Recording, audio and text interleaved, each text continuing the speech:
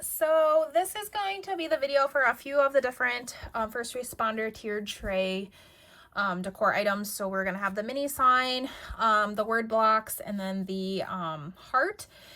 So if this isn't the one that you purchased, just fast forward a little bit and you shall get to the one that you purchased, I promise. So first we're going to do the little wood sign. Obviously your wood sign does not look like this when it arrives.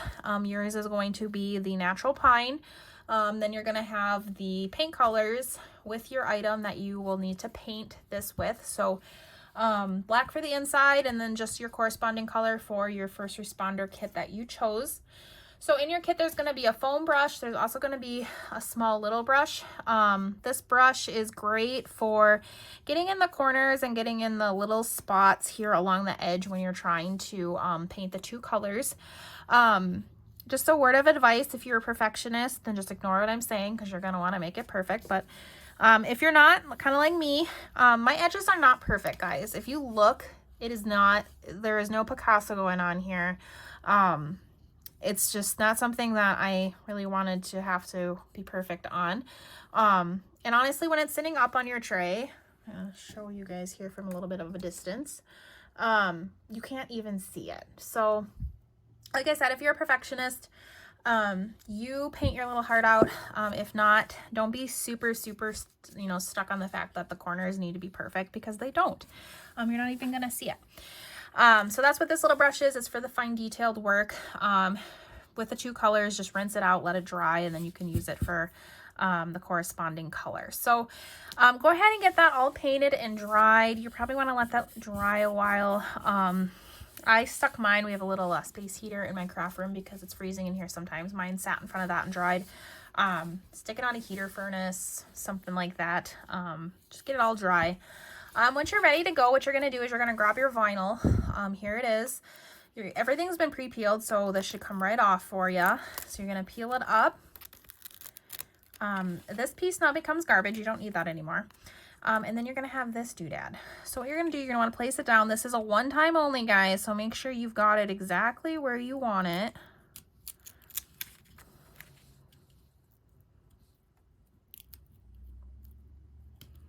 Can't talk and think detailed at the same time.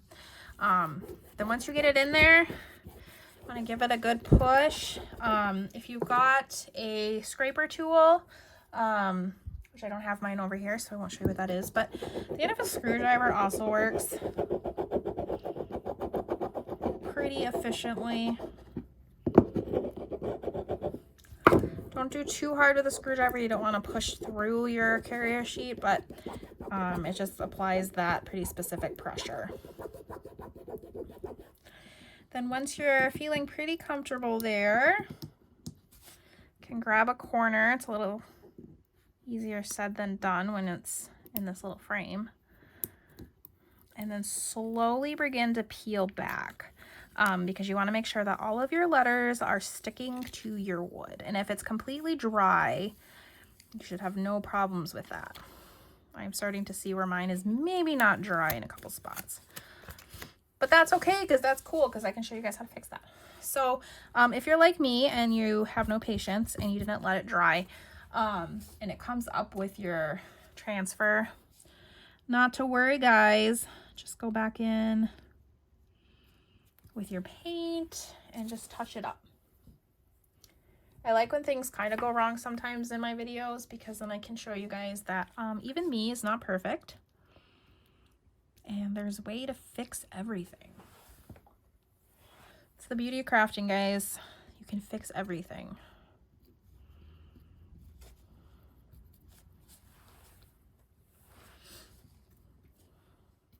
Good as new. We'll let that dry and you won't even know that I messed it up.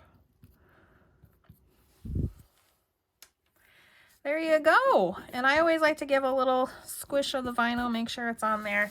But yeah, there you go. And that is super cute and ready to go up on your tiered tray. So next up, I'm going to show you guys the heart.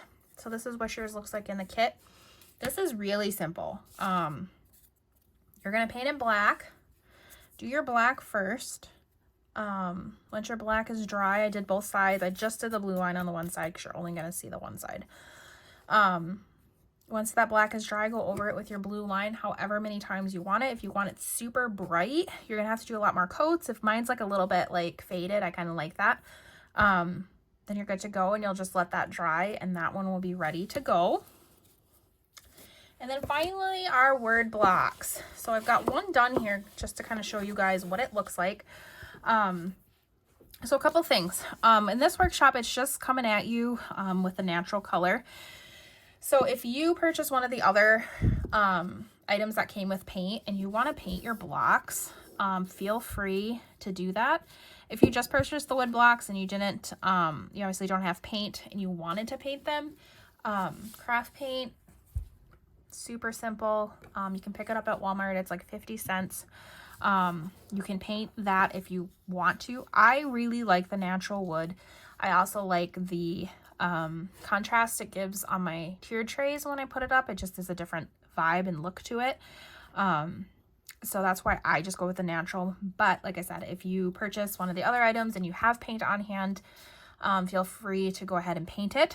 Just remember, when you do paint over this part, you're going to see through it. So you want to make sure that you do a color that's going to contrast with this vinyl that's going to go over it. So maybe if you wanted to do paint, you just wanted to do the edges and not the front. That's completely up to you, but just keep that in mind. Make sure if you do paint, it's a contrasting color with whatever your vinyl color is. So there's that first one. Here is the second one. I'm just going to show you quick how to do this. Same as you did before. You're going to peel this vinyl up. Just kind of eyeball it here. I'm going to get it as perfect as I can. I cut it as close as I could to match your wood shape. So it should be pretty close. I'm annoyed with that. I don't want it. It's not even. I'm just all sorts of a hot mess in this video. There we go. Like that better, I think.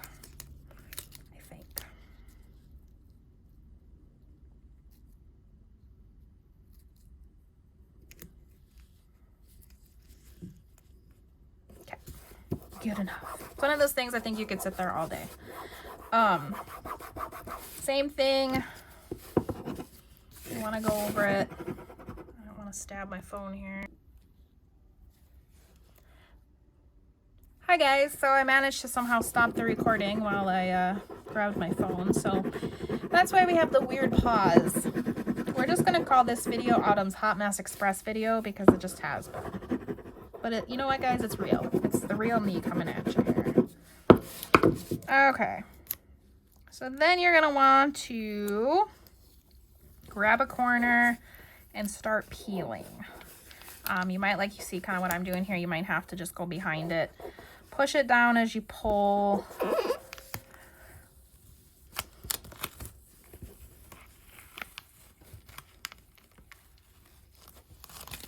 All right, there we go.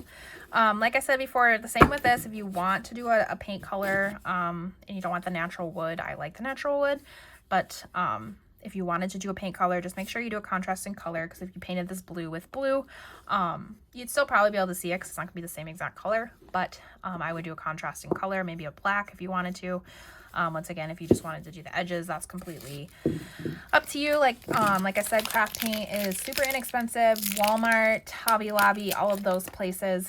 Just make sure if you do that with the vinyl, you just make sure it's super dry, and there's going to be no issues, because if you try to put vinyl on top of wet paint, it just doesn't work, and that's not fun at all. So there you go. Your word blocks are done. Make sure that once your tray gets all styled up with your new pieces, that you take some pictures, throw them up on the Facebook page so we can see your creativity.